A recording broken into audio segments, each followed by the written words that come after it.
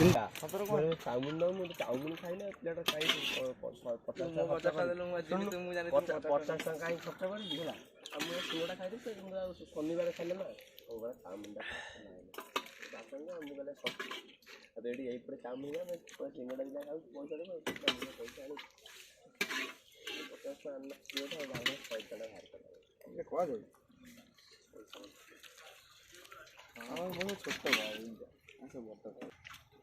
ଏଇଠି ଦେଖା ଏଇଟା ଅଛି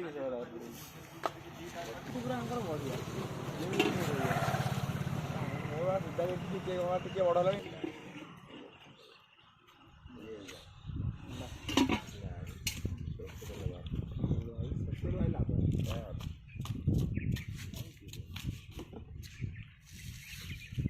ଖାଲି ପିଆଜ ତ ଗାଜର ଦେବ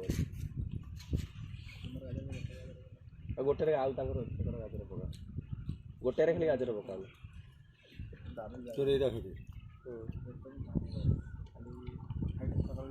ଦୁଇଟାରେ ଗାଜର ପଡ଼େ ତ ହଁ ଆମର ସସ୍ ଛୁଟି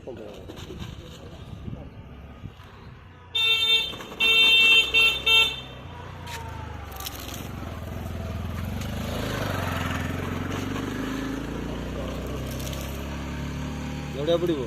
ହଁ ସିଏନଜି ଗ୍ୟାସ୍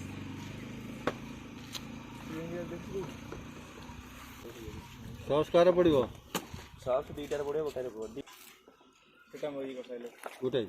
ଗୋଟାରେ ସସ୍ ପକା